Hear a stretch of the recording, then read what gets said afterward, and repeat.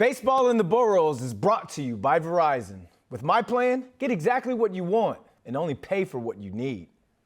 According to Fangraphs projections, the last place Yankees currently have just a 2.1% chance of finishing at the top of the AL East and a 35.8% chance of reaching the postseason. New York Post Yankees beat reporter Greg Joyce is on the line because numbers don't lie, and Greg Joyce doesn't either, especially when we're talking about the Yankees. Greg, keep it 100 with us. This team has lost 7 of their last 9, and we thought they'd be able to turn things around. So you think that Yankees fans are fooling themselves by thinking this team is something they're not, and should they break out the panic button?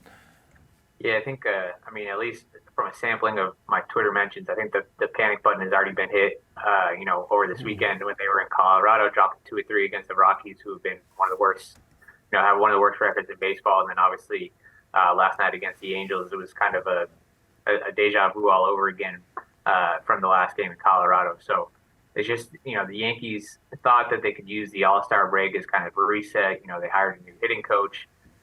Brian Cashman talked about it being a sprint for the second half. That they felt like that everything was still in front of them.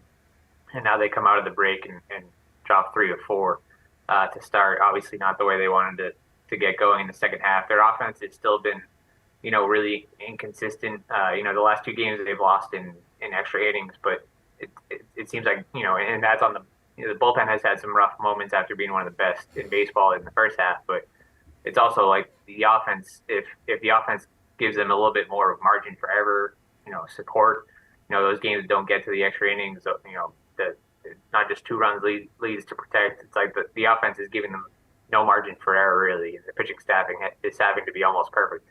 And so, they're really they're struggling to find any kind of consistency when they are able to get anything going offensively. It's like their pitching struggles, and when their pitching is good, the offense hasn't been good. So, yeah, they're just really struggling to get going. And obviously, they think they can still turn it around, but they are, starting to run out of time.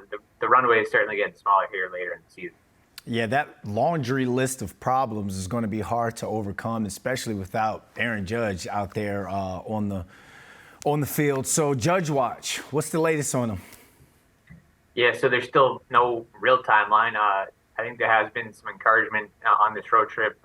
We've seen Judge take batting practice on the field pretty much every day with the team, so that's a step in the right direction. He still said that the biggest test for him is going to be when he actually gets out in a rehab game and can kind of test out the toe in real game action. That's going to be the big test for him. It seems like there's some maybe some discomfort there while he's swinging. He said he wouldn't describe it as pain.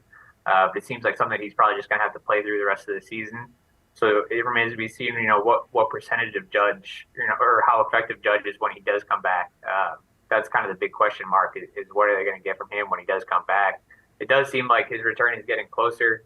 They still haven't put a timeline on it, like I said, but it seems possible that at some point in the next few weeks they could get Judge back, and obviously that they need him.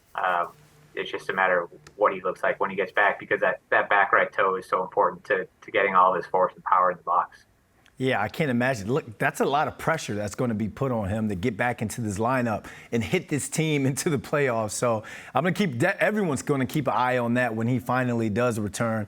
All right, August 1st. The August 1st trade deadline is looking like the next big milestone of the season. As of right now, July 18th, are the Yankees buyers or sellers, and why?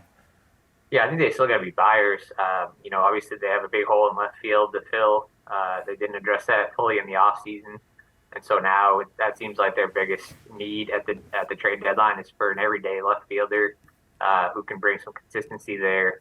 Wouldn't hurt if it was a guy who hit left-handed, but they would take anything at this point. They've run a lot of different guys out there in left field and haven't had the consistency there to bring a big bat into the lineup.